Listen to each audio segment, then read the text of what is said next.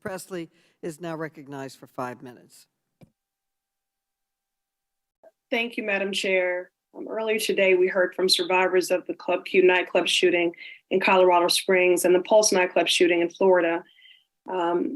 I certainly look forward to a day where people do not have to relive their trauma in order to compel action.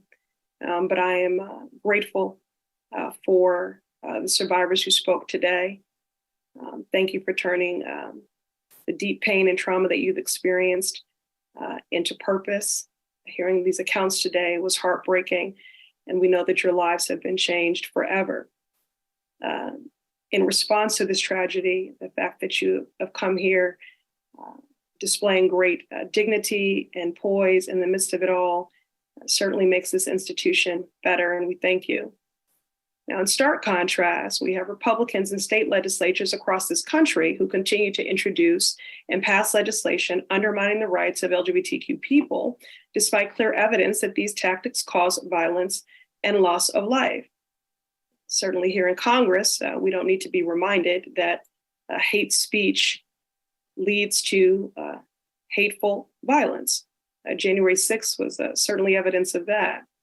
Now, in my congressional district, healthcare providers have experienced threats and attacks that have disrupted their provision of medical care to the LGBTQ community, who are already disproportionately facing barriers in accessing healthcare.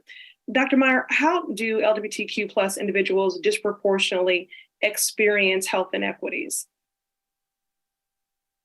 Thank you. I think the challenge for LGBTQ people in seeking healthcare is that providers are not qualified enough or not knowledgeable enough.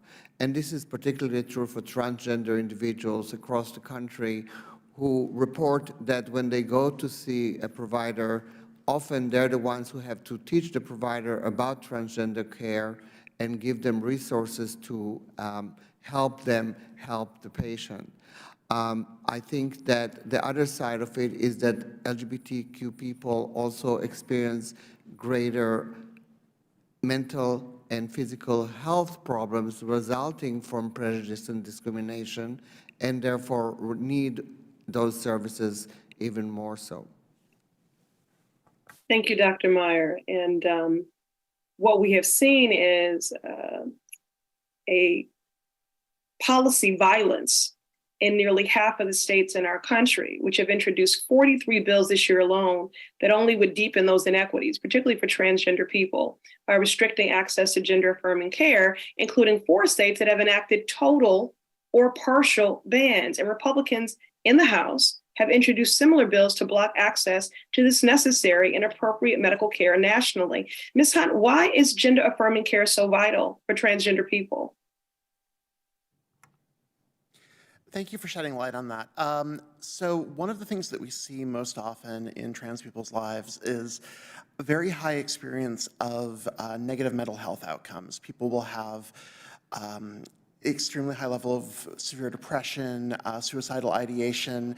There are a lot of numbers that have floated around in social media spaces for years, sourced back to some of the surveys that we did 7 and 14 years ago, specifically on these subjects. And one of the things that we've found in subsequent studies done by several organizations, including the Trevor Project, is that just providing access to transition-related medical care reduces the significant negative mental health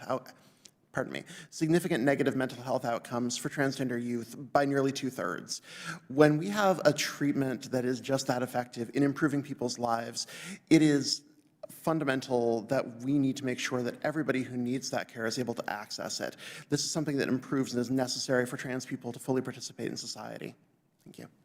Thank you. Absolutely. Transgender individuals deserve to receive essential life-saving gender-affirming health care, and our medical personnel should be able to provide it without fear of being attacked. Last month, I joined colleagues in sending a letter to the Department of Justice regarding the violent anti-trans threats that have been made against providers of gender-affirming care and the ways that online platforms are fueling this violence. I just want to close with Mr. Wolf. I believe it is really important to center survivors in our discussion here. So let me close with you. How have these threats impacted you and your fellow survivors personally? Yeah, thank you. Well, first of all, it breaks my heart because it has resulted in further violence. It's really hard to have gone through something like Pulse and have a desire to make the world a better place and to ensure that no community ever goes through it again, and then to turn around and see it recur, not just in Colorado Springs, but really around the country. So I can say that it's been a very challenging time for people in Orlando. It's a challenging time for survivors of violence against LGBTQ people. And I also am grateful for this committee. I'm grateful for this hearing that we're shining a light on what I think is an urgent crisis in the country. The gentlelady's time.